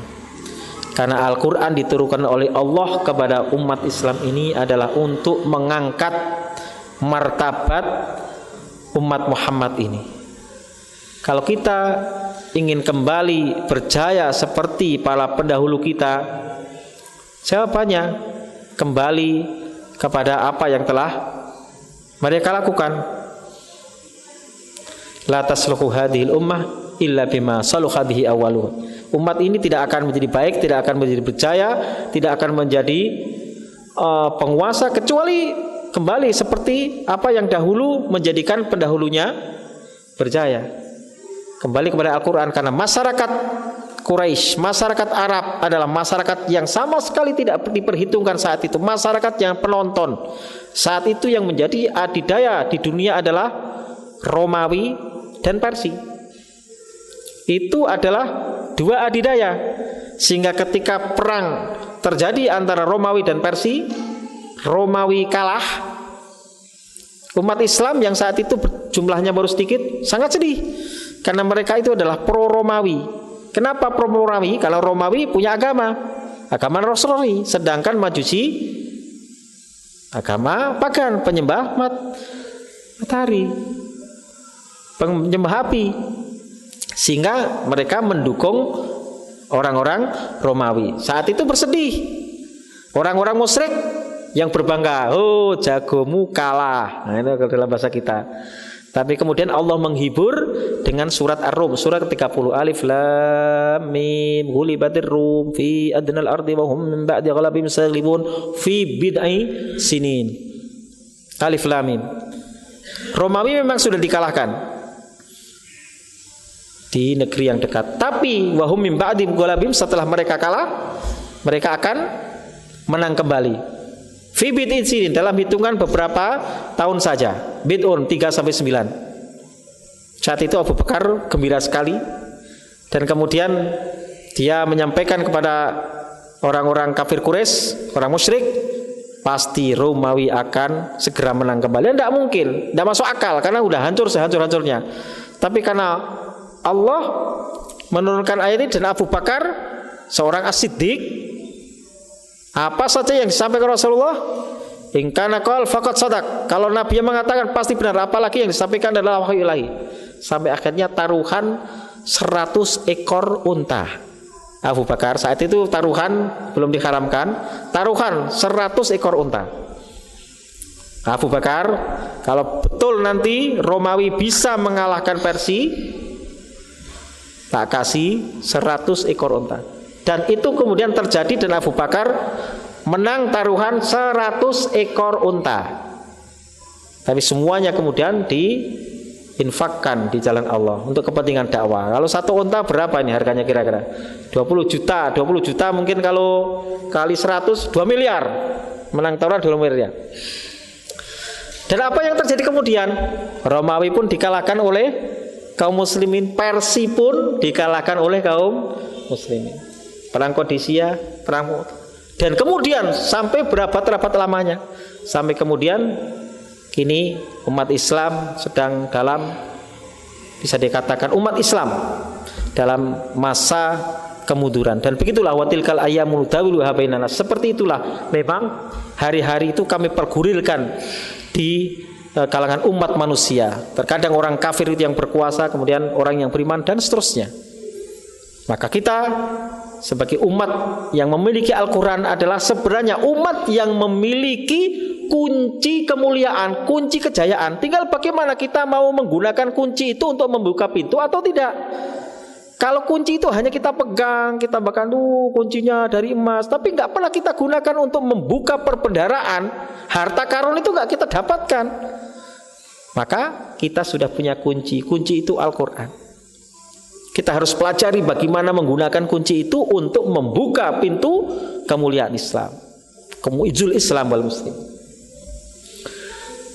Demikian yang barangkali yang bisa sampaikan. Mudah-mudahan renungan sekilas ini dapat menyadarkan kita semua, khususnya saya sendiri yang masih awam, masih lemah, untuk kembali kepada Al-Quran, memahami Al-Quran, tadarus Al-Quran, mempelajari Al-Quran, dan seterusnya, mendekatkan interaksi dengan Al-Quran, sehingga apa yang dijanjikan oleh Allah, kita ini hidup di mulia, bahkan dunia ini adalah surga kita, betul-betul kita raih. Idza marartum bi riyadil jannah fartau, kalau kalian melintasi taman surga, nikmati halaqah dzikir.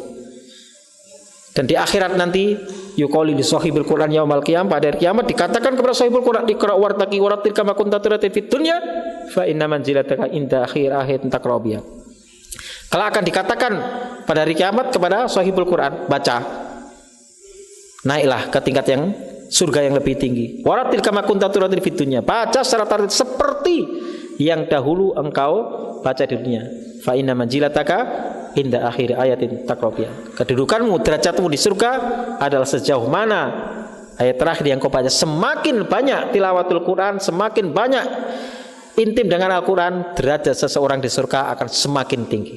Jadi kemuliaan di dunia dan kemuliaan di akhirat, derajat tinggi di surga dan derajat tinggi di surga di dunia terletak pada sejauh mana interaksi kita dengan Al-Quran. Aku qauli hadza wa astaghfirullah li wa lakum wa li sairil muslimin min astaghfiruh wal afu minkum wa khuddawan alhamdulillahi rabbil alamin. Wassalamualaikum warahmatullahi wabarakatuh.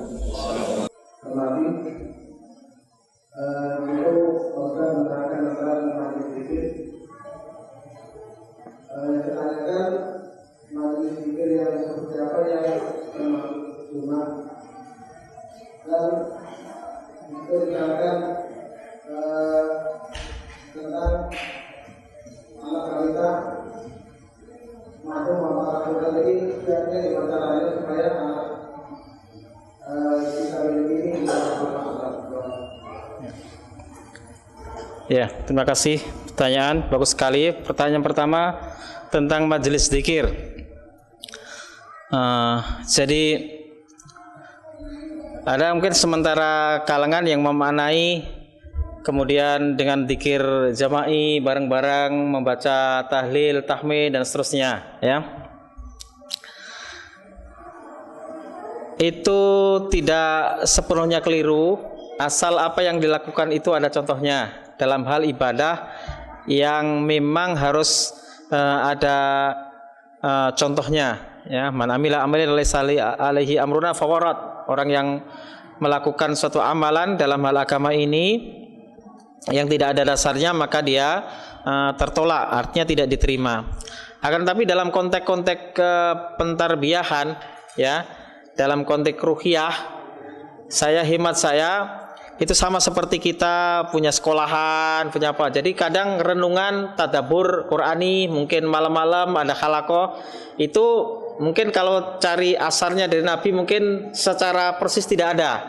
Tapi sah-sah bagi kita dalam konteks pentarbiyahan manakala kita misalkan bangun malam kemudian ada renungan, dasarnya dalam konteks ini adalah pentarbiyahan, bukan konteks ini ibadah, ya, tapi adalah pembinaan. Sehingga nanti mungkin bikin acara mukhayyam Qur'ani, ya, perkemahan Al-Qur'an, kemudian mungkin mabit di situ Sabtu Ahad, kemudian ada malam Qiyamul Lail, renungan tadabbur Al-Qur'an dan seterusnya. Nah, itu saya pikir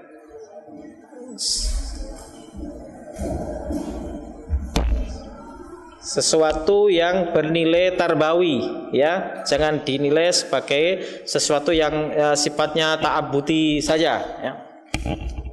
Sehingga kayak mungkin dzikir di adikro yang saya perhatikan ini kan juga kadang kontroversi, gimana hukum dzikir jama'i macam-macam, itu kan ada kontroversial. Sebenarnya itu lebih kepada dzikir yang kontemplasi, tadabbur tentang Asmaul Husna yang dilakukan Ustaz Arifin Ilham, ya. Jadi dasarnya ada walillahil asmaul husna fad'uhu biha. Allah memiliki nama-nama yang indah, maka memohonlah kepada Allah melalui tawassul bi asmaul husna. Jadi misalkan ya Ghaffar, Allahumma gfirli, ya Allah ya Ghaffar, ampuni kami penuh dosa kami. Nah, itu kan jadi renungan, itu maksudnya lebih kepada melatih ini pentarbiyahan lah, kayak kita di sekolah, di zaman Nabi nggak ada sekolah, ya. Walaupun ada sementara kalangan yang memang tidak mau, itu jelas dzikir yang bid'ah macam-macam. Tapi itu dia perdebatan masalah dzikir jama'i juga demikian. Sholat sunnah nanti berjamaah, boleh nggak duha berjamaah, itu ada persoalan yang diikhtilafkan. Ada yang mengatakan duha sendiri itu, ada yang berpendapat sunnah muakkadah, ada yang mengatakan Nabi tidak pernah sholat duha kecuali sehabis dari pepergian, macam-macam. Tapi itu tidak perlu kita persoalan ke lebih jauh. Nah, walaupun ada orang yang terlalu berlebihan, jadi ada gerakan sholat duha, ada majelis duha nasional, sehingga gerakan kaya melalui duha dan macam-macam. Ya, kita apresiasi sebatas itu, karena memang ada orang awam yang memiliki semangat ibadah tapi ilmunya kurang. Tapi jangan disalah-salahkan, ya. Sebenarnya kita memberikan pengertian. Saya menulis sebuah buku tentang mukjizat duha. Ya, saya juga mengkritisi. Sholat kok pengen kaya, itu kan kadang orang melihat itu. Memang Imam Nawawi sendiri membahas ibadah itu ada beberapa kriteria. Ada orang yang ibadah itu memang ingin mencari yang sesaat, termasuk sedekah pengen kaya. Itu kan gerakan sedekah macam-macam itu. Ya, itu pertama.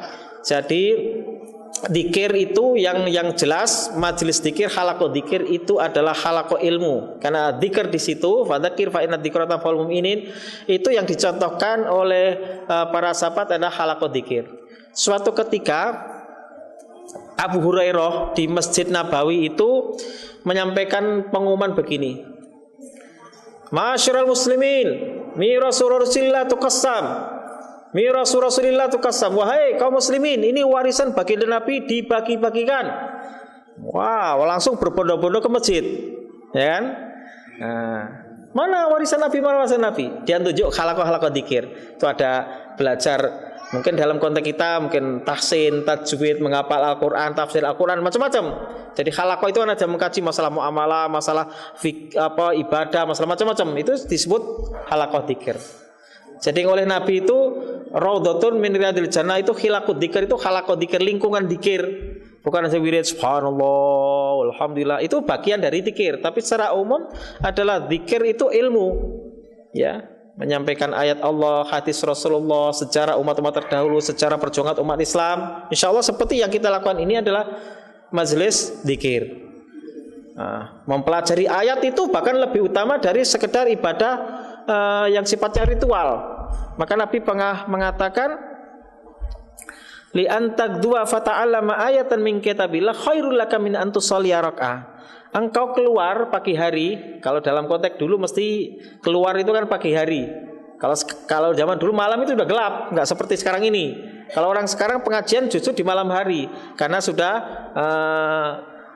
selesai bekerja, sudah nggak mana-mana, ya kan, dan terang.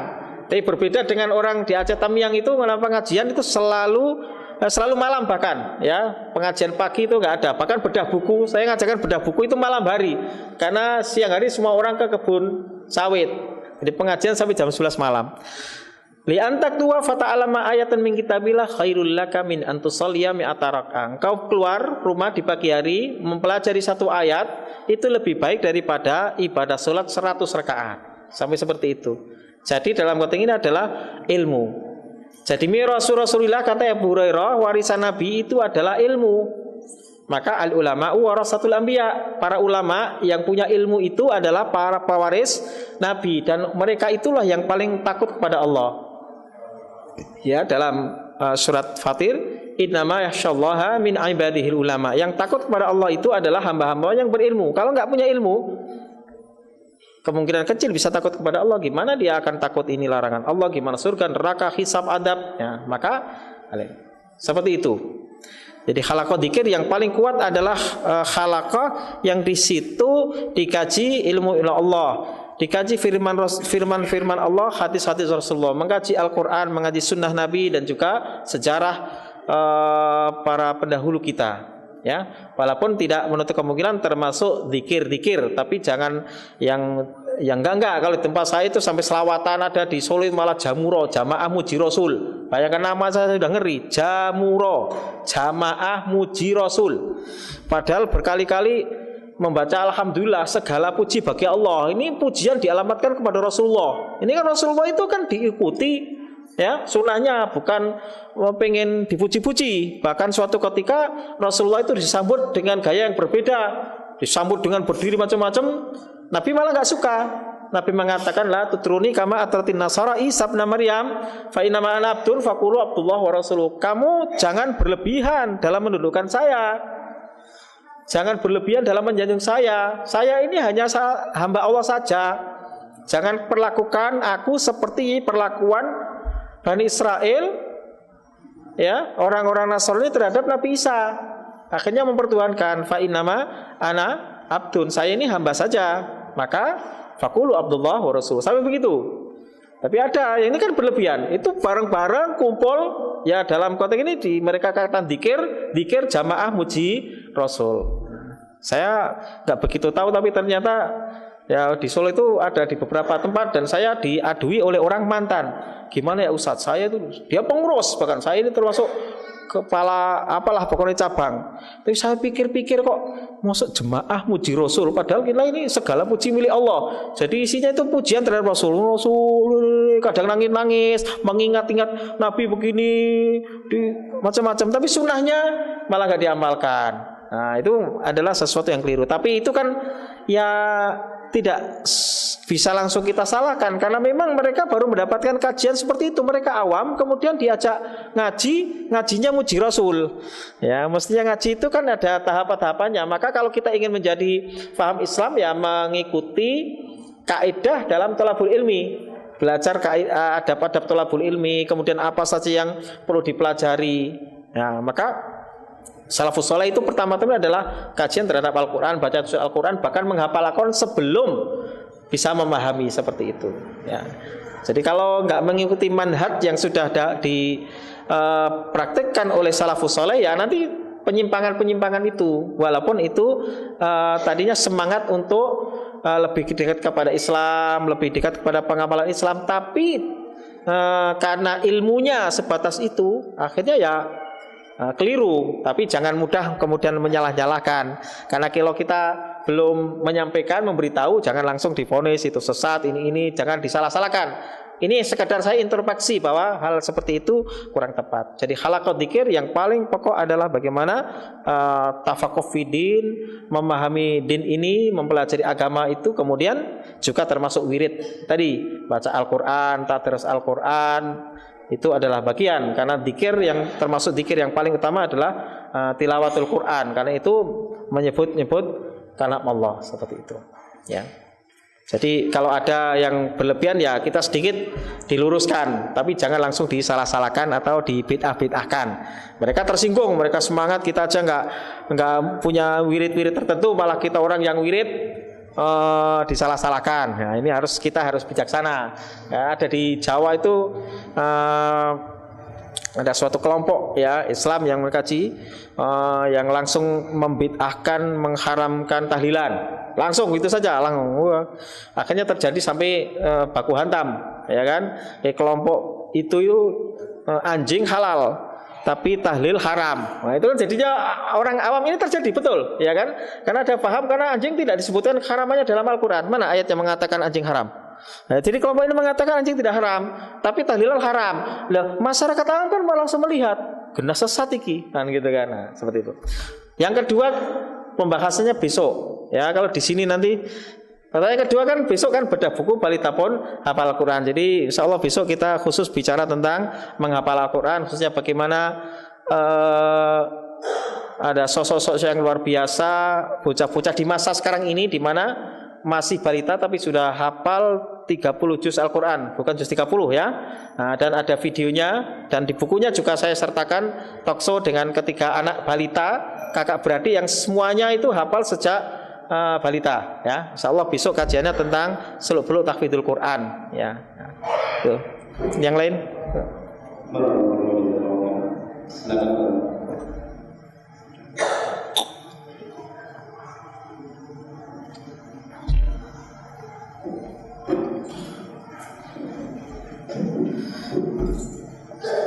Ini mungkin agak ya. Waalaikumsalam. Ada 3 kali yang saya akan tanyakan, mungkin kebanyakan. Yang pertama, kalau saya mendengar orang dari Boston, buat kita itu berjaya di dunia selama 740 tahun. Yang menjadi pertanyaan saya, apakah yang menyebabkan sehingga dunia kekayaan kita? Apakah karena mereka tidak melakukan Al-Quran atau baik? Yang kedua, mohon kiranya Pak Ustaz memberikan kiat-kiat untuk menjaga hafalan bagi orang yang sudah berumur, dalam artian orang-orang yang sudah 40 tahun. Karena kalau orang seperti itu sudah jadi penurunan daya. Kemudian yang ketiga, apakah benar ada suatu yang pernah saya dengar dalam suatu taklim di televisi bahwa perbuatan bukan itu tidak boleh dilakukan pada negara. Ulangi. Saya ulang. Bekam. Atau kemudian tidak boleh dilakukan pada negara. Ada? Tidak boleh dilakukan pada lagu apakah? Tadi saya mengatakan seperti itu. Jadi saya mengikuti di televisi. Jika kalau hari Rabu saja itu kita jarang mengadakan pengobatan utama. Jadi mungkin itu saja kiranya Pak Ustaz dapat memberikan penjelasan dan keterangan yang sesuai dengan Assalamualaikum warahmatullahi wabarakatuh. Assalamualaikum warahmatullahi wabarakatuh. Pertanyaan pertama, kalau dulu para pendahulu kita sempat percaya 740 tahun di Andalusia dan kemudian runtuh, apakah penyebab keruntuhannya? Di antaranya ketika mereka itu sudah istilahnya terlena dengan kemakmuran, dengan kejayaan dan seterusnya, mereka lupa Ya, ada sebuah analisis pernah saya baca itu, sampai kalau kita baca mungkin kita akan menangis bagaimana detik-detik terakhir bangsa Muslim yang berasal dari Arab, dari Afrika, tinggal di sana. Itu adalah ada dialog yang luar biasa. Syekh Mustafa Lutfi Al-Manfaloti kayaknya menulis dalam bukunya, kemudian dalam buku sejarah Al-Quran karangan Abu Bakar Aceh bagian akhir itu ada cerita khusus tentang kehancuran umat Islam di Andalusia. Intinya adalah keterjauhan dari Al-Quran itu sendiri, di mana Al-Quran tidak lagi ditempatkan seperti yang para pendahulu mereka menempatkan Al-Quran itu sebagaimana mestinya. Jadi mereka sudah terlena dengan kemewahan, terlena dengan kekuasaan, dengan hura-hura dunia, dan kemudian lupa akan syariat, akan perintah-perintah Allah. Sehingga lambat laun kemudian mereka melemah. Jadi mereka ruh jihadnya juga melemah, kemudian dakwahnya ya juga melemah, dan seterusnya. Kelemahan itu secara bertahap, tentu tidak seketika, tapi dari generasi ke generasi semakin lama, semakin lama, sampai akhirnya mereka tidak memiliki izah. Ya. Kondisi sekarang misalkan ya di Gaza, di Palestina itu beberapa dasawarsa yang lalu umat Islam di sana itu tidak begitu luar biasa seperti sekarang ini di Gaza. Untuk mencari orang yang hafal Al-Quran itu mungkin tidak begitu banyak, tapi sekarang ini di Gaza luar biasa dalam kondisi tertekan. Ini merupakan orang-orang militan. Dalam buku saya ceritakan bagaimana ada program menghafal Al-Quran dalam 2 bulan. Itu program tahunan, musim panas, liburan, Al-Mukhayyam Al-Qurani. Itu terjadi di Gaza, luar biasa. Yusuf Al-Jama ceritakan. Jadi sebenarnya sekarang ini kaum muslimin di Palestina, khususnya di Gaza, itu lebih militan, lebih hebat, lebih islami daripada ketika mereka itu belum di bawah pendudukan Israel. Seperti itulah mungkin mereka akan menjadi orang-orang yang nantinya betul-betul menjadi pemimpin umat Islam. Kita mudah-mudahan begitu. Begitu juga mungkin kondisi di Suriah sekarang seperti itu. Memang pada akhirnya terus akan berkurir, di mana suatu bangsa, suatu umat kemudian tersadarkan oleh sesuatu yang kemudian dia mau kembali lagi. Yang mudah-mudahan kita di Indonesia tidak perlu sampai kita ditindas, sampai kita dibantai, waliyadzubillah. Tapi di Bali itu ada kemudian muncul militansi, bukan militansi dalam arti terorisme, bukan, tapi mereka menjadi muslim yang betul-betul berpegang teguh pada Al-Quran. Jadi memang intinya itu adalah semakin mereka menjauh dari Al-Quran, kemudian semakin melemah, dan kemudian sampai runtuh, sampai akhirnya mereka terusir. Sekarang tinggal cerita, tinggal sejarah, tinggal istana Alhambra dan seterusnya, dan tinggal monumen-monumen bersejarah. Ya. Ada Almeria, ada Alhambra, ada Granada, ada Jativa, ada banyak sekali. Itu adalah kota-kota yang menjadi pusat ilmu pengetahuan saat itu. Jadi memang itu karena sumber segala ilmu adalah Al-Quran. Baik urusan ilmu keduniaan, tentu saja masalah tauhid, masalah ubudiyah, masalah-masalah yang menyangkut hubungan seorang hamba dengan Khaliknya. Hablum minallah wa hablum minan nas, semuanya ada di Al-Quran, sumbernya ada di Al-Quran. Sehingga kejayaan Eropa sekarang ini yang diawali di masa Renaissance Eropa, kebangkitan dan industrialisasi Eropa, itu ya bermula dari keruntuhan kaum muslimin, kelemahan, kemudian mereka berbalik karena mereka mengadopsi ilmu-ilmu yang menjadikan mereka maju dan mengkaji Al-Quran dalam aspek tertentu. Tauhidnya dibuang, agamanya dibuang, tapi inspirasi bagi pengembangan ilmu pengetahuan mereka terus kaji. Itulah seperti yang sekarang ini. Sehingga kalau kita ingin kembali, ya harus memutar roda itu agar kita berada di atas. Kemudian yang kedua, bagaimana tentang menghafal Al-Quran supaya nggak lupa. Intinya bahwa manusia itu memang tercipta sebagai mudah lupa. Ya, ada mengatakan manusia itu disebut insan dalam bahasa Arab itu kan memang suka lupa. Nah, ada yang mengatakan begitu. Kalau orang Jawa itu menungso, itu menus-menus isine dosa. Ya, manusia itu syarat dengan dosa. Karena Nabi Adam ya juga pernah berbuat dosa seperti itu. Jadi insan intinya entah terhadap Al-Quran atau yang lain, memang kita kalau kita tidak selalu menjaga, kita akan menjadikan kita lupa. Maka kita tidak boleh mengatakan saya lupa Al-Quran, tapi dalam hadis jangan mengatakan nasitu kaita wa kaita. Jangan mengatakan saya lupa. Dalam lupa, nas itu dalam bahasa Arab itu lupa tapi dengan unsur kesengajaan. Bal nusitu. Tapi kami dibuat lupa. Artinya Nabi mengatakan ta'ahadul Quran fa innahu asyaddu tafassiyan aw atafallutan minal ibil fi ukliha. Pegang teguhlah Al-Quran, maksudnya yang kita hafal itu, karena dia lebih lepas, lebih cepat lepasnya daripada unta dari tambatannya. Caranya ya memang di murojaah, diulang, dibaca.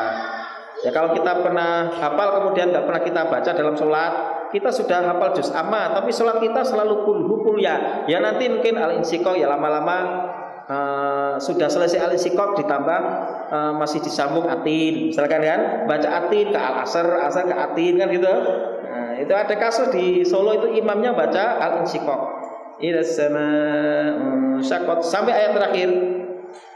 Illal ladzina amanu wa 'amilus solihati lahum ajrun ghairu mamnun. Bacanya gitu. Mandek. Langsung makmumnya fama yukadzibuka ba'du biddin. Habis itu imamnya Allahu Akbar. Nah itu sebenarnya kan sudah selesai surat Al-Insyirah. Tidak ada yang salah, cuma salah intonasi aja. Tapi di belakang karena mestinya innal ladzina amanu wa 'amilus solihati lahum ajrun ghairu mamnun. Nah, itu Allahu Akbar. Lahum ajrun ghairu mamnun. Nah, akhirnya fama yukadzibuka ba'du biddin. Awalnya al-insyirah sudah selesai ditambah lagi atin. Padahal bedanya cuman apa? Cuman fa, ya. Kalau di atin falahum ajrun ghairu mamnun. Beda letaknya juga. Kalau al-insyirah sebelah kanan paling bawah, kalau atin sebelah kanan tapi bagian atas. Baris keempat kalau salah. Seperti itu. Jadi masalah intonasi. Anak saya itu nyetor ke umiknya surat Al-Qalam. Idza tutla 'alaihi ayatuna qala asatirul awwalin kalla bal rana 'ala qulubihim ma kanu yaksibun. Sampai bagaimana tadi kan Al-Qalam kok Al-Mutaffifin? Nah, itu karena belum hafal betul, padahal letaknya beda. Kalau itu Al-Qalam sebelah kiri paling bawah. Habis idza tutla 'alaihi ayatuna qala asatirul awwalin sebelah kanan paling atas sanasimuhu alal qutub. Kalau al-mutaffifin sebelah kiri bagian atas. Itu tempatnya yang beda. Nanti banyak. Kenapa bisa begitu ya? Ingatnya kita kalau kita ulang-ulang. Kalau kita ulang-ulang ya nanti itu bisa loncat-loncat. Ya di juz amma saja banyak samaan. Innal abrara lafi na'im. Lanjutannya mana? Bisa ala-ala-roki atau wa innal fujara. Misalkan kan gitu. Dan banyak sekali. Bisa loncat-loncat, ya. Al-Baqarah inna fi khalqis samawati wal ardh. Nanti itu bisa malah ke Al-Imran, ya kan? Nah, itu letaknya paling atas, sebelah kanan. Bila pilih lawan harus dilihat jadi bilang dan seterusnya. Seperti itu. Atau berapa yang lalu ada orang yang baca wattaqu yawman la tajzi nafsun an nafsin syai'a. Nah, kesininya itu ada yang berbeda sama di Al-Baqarah, ya kan? Nah, seperti itu. Jadi yang dibaca itu yang halaman sekian, tapi nanti ikutnya halaman sekian, benar loncat itu. Ya, yang parah lagi, ini terjadi, ini kenyataan. Makmum, mungkin saking khusyuknya. Wa in kuntum min qablihi laminadh-dhalin. Imamnya apa gitu? Amin. Ini terjadi betul ya. Yang nggak amin juga mau ketawa. Ini baca surat Al-Baqarah, lembaran sebelah kanan, sekitar baris ke tengah, ya. Ayat 190-an, 191. Sini batimul hajja wal umrah dan seterusnya. Ini wa in kuntum min qablihi laminadh-dhalin. Amin. Ini salat. Jadi surat Al-Baqarah itu jadi amin tadi kan sudah amin baca Fatihah. Begitu imamnya, ini seperti itu. Supaya tidak begitu, bagaimana? Ya banyak mengulang, intinya begitu. Banyak ulang, banyak dipraktekkan. Kalau tidak ya siapapun, itu sudah karakter manusia. Walaupun memang ada orang yang memiliki kelebihan, ingatannya itu sangat kuat. Imam Syafi'i itu pernah agak sedikit buyar hafalannya. Nah ya, Imam Syafi'i itu dia cerita, saya tidak ada satu lembar pun kitab sekali baca kecuali saya hafal. Jadi sekali lihat itu hafal. Dia sudah terlatih sejak kecil itu memang hafal. Tiba-tiba kok rodok buyar, itu bukan buyar hafal Qur'annya. Kalau hafalan betul-betul sudah kelodok, hadis dan seterusnya. Terus dia ngadu kepada syekhnya, syakawtu ila waqi sohifti itu. Saya mengadu kepada Syekh Waqi tentang buruknya hafalanku, fa arsadani ila tarkil ma'asi. Kemudian beliau menyarankan saya, membimbing saya agar meninggalkan maksiat. Apa kesalahan Imam Syafi'i sehingga ya hafalannya buyar? Dalam riwayat dia itu sedang keluar rumah, lihat telapak kaki perempuan atau dalam riwayat betis ya atau telapak kaki tersingkap angin, itu menjadi buyar. Nah sekarang kita bukan telapak kaki, ya kan? Wah itu kan susah. Naik pesawat, ya roknya sampai telapak kaki, tapi belahannya sampai mana itu? Astagfirullahaladzim. Itu kan ya susah lagi. Bismillahirrahmanirrahim. Ya matanya ya kemana-mana maksiat. Jadi itu musibah besar, ya musibah. Kalau dulu di zaman Imam Syafi'i itu jadi itu musibah. Jadi kok ada perempuan sampai tersingkap oleh angin kena kakinya, itu sudah bencana itu. Dan itu bisa mengganggu hafalannya sang imam. Nah kita gimana? Jadi banyak hal yang memang mengganggu hafalan kita, termasuk hafal Quran. Kita ngaji, tapi masuk kendaraan umum atau pesawat, dari situ ada banyak memori yang masuk ke kita, entah lagu, entah ini, entah macam-macam. Ya tetap kan serang ini kan memori, ya kan, memuat sekian banyak memori. Tapi kemudian memori yang sering dimasukin berulang-ulang, itu yang paling kuat. Ketika anak-anak saya dulu, saya nggak ngerti itu apa salah alamat. Benar, saya sangat jarang nonton TV dan kita batasi betul di rumah. Tapi kok anak saya kok bisa nyanyi salah alamat? Saya nggak ngerti sampai lama kemudian saya naik bis dari Jakarta ke Solo. Saya ngomong, apa tuh kok Caca kok dari salah alamat? Tontonan kayak itu ada karaoke videonya. Ternyata apa nama Ayu Ting Ting. Saya nggak ngerti lah seperti anak-anak. Ya dia nggak menghafal, tapi kan dengar tetangga, dengar ini macam-macam. Ya akhirnya itu yang banyak dihafal. Coba kalau Al-Quran itu yang terus diperdengarkan menjadi kebiasaan, maka ada anak-anak yang saya kisahkan dalam buku saya itu, kalau pergi sama orang tuanya lupa membawa CD, dia mesti nangis. Murotal itu sama seperti anaknya adik saya itu kalau pergi lupa kaset nangis. Cuman bukan CD murotal, tapi lagu. Nah, karena jadi ini adalah penanaman. Jadi anak sudah terbiasa dengan murotal, dia ketagihan dan dia tidak mau dengan tayangan yang lain. Melihat Tom and Jerry, nggak mau. Kalau kita sekarang ini banyak kasus orang tua rebutan TV dengan anaknya. Orang tua pengen nonton sepak bola, anaknya pengen Tom and Jerry.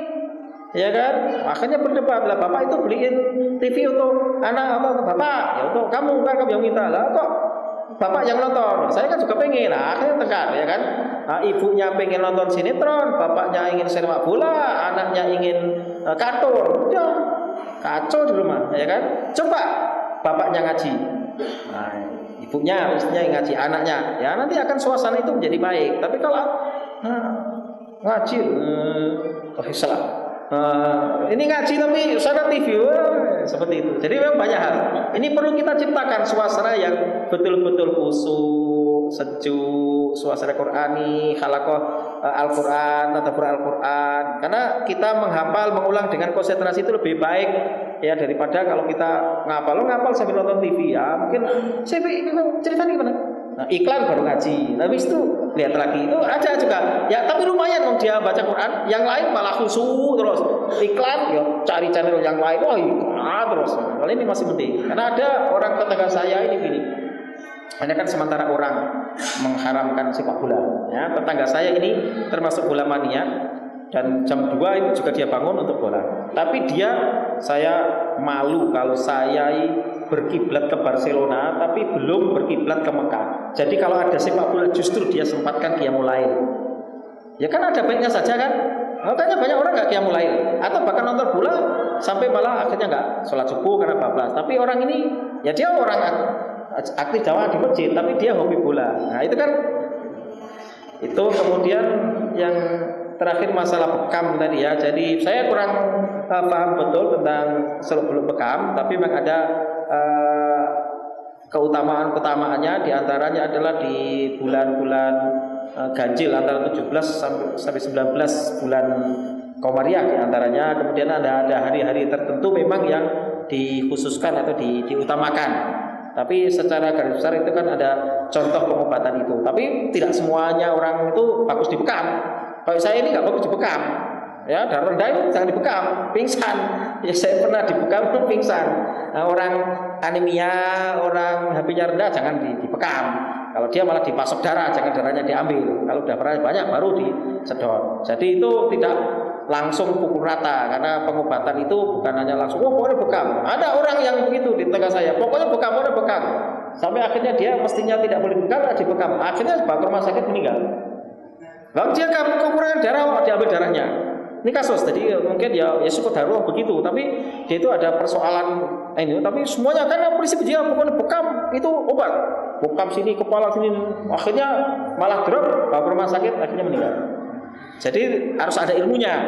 Maka ilmu bekam, ilmu tib nabawi itu harus ada hadisnya, man tabbaba wa lam yu'raf minhu tibbun fa huwa dhamin. Orang yang mengobati ya tapi dia enggak pernah belajar tentang tib itu sendiri, maka dia menanggung. Jadi malpraktik itu kalau dia sampai mati dia bisa ya harus bayar itu. Berapa zakatnya? 100 ekor unta ya. Seperti itu. Jadi bukan main-main. Wah, baru kursus pelatihan sehari bekam langsung jadi semua orang dibekami titik ini titik itu macam-macam. Enggak, itu ada prosesnya ya. Jadi jangan terlalu fanatik yang berlebihan tapi ilmunya kurang. Itu banyak terjadi. Jadi seperti malpraktek gitu loh. Bekam akhirnya kacau. Saya pernah dibekam ya, orangnya memang gitu, tapi saya tahu dia perlu belajar. Tidak tahu kalau saya itu darahnya rendah, kondisinya pingsan saya. Ya, walaupun alhamdulillah siuman lagi. Ya seperti itu. Nah, kalau itu parah, ya bablas bisa. Ya, kasusnya meninggal itu. Ada gitu. Jadi sekilas, tapi untuk yang seluk-beluknya saya tidak tahu detail. Tapi sebaiknya kalau orang membekam itu juga ditensi dulu ya. Biasanya kalau orang yang tensinya tinggi dibekam itu turun ya. Tapi kalau sudah rendah banget, biasanya pembekam yang sudah ahli dia juga harus, kalaupun dibekam ada titik-titik tertentu yang tidak akan mengganggu dia semakin drop ya. Kalau udah drop, darahnya rendah, HP-nya rendah, bekam sekian titik dulu ya sudah harus mungkin akan pingsan. Mungkin gitu sampai. Mungkin besok yang pengen lebih jauh mungkin mengikuti besok. Baik, teman-teman. Cukup lah. Untuk saya dari pagi buat subuh. Kalau mau menjelaskan pada Ustaz yang telah memberikan kajian pada kesempatan ini dan teman-teman para hadirin serta para pendengar yang berada, demikianlah kajian kita bersama dengan Ustaz Abu Said Salahuddin Allah ada. Dan bagi anda yang masih memiliki pertanyaan silakan dibantu kajian besok karena beliau juga dari perjalanan jauh sehingga membutuhkan istirahat untuk kembali mengisi kajian kita di esok hari. Dan kembali kami mengucapkan jazakallahu khairan, terima kasih kepada Ustaz atas waktu dan kesempatan yang telah mengisi kajian ini. Semoga ini menjadi ilmu yang bermanfaat bagi kita sekalian. Dan kembali kami sampaikan kepada para hadirin dan para teman-teman, kajian ini masih akan berlanjut. Tapi kabar untuk hari Ahad besok di Masjid Muhammad bin Jabal dalam Profesor Al-Quran Tarikan atau Kampus Badar Manu pada pukul 9 pagi dengan tema Wanita Pun Bisa Menghafal Al-Quran, dari bedah sebuah buku yang ditulis oleh beliau sendiri tentang kesaksian-kesaksian para penghafal Al-Quran, dan mudah-mudahan ini bisa memotivasi kita sekalian untuk bisa berlomba-lomba waktu kita untuk memperbanyak dan meningkatkan hafalan kita. Demikianlah kajian ini kita akhiri, wabillahi taufiq wal hidayah. Wassalamualaikum warahmatullahi wabarakatuh. Waalaikumsalam.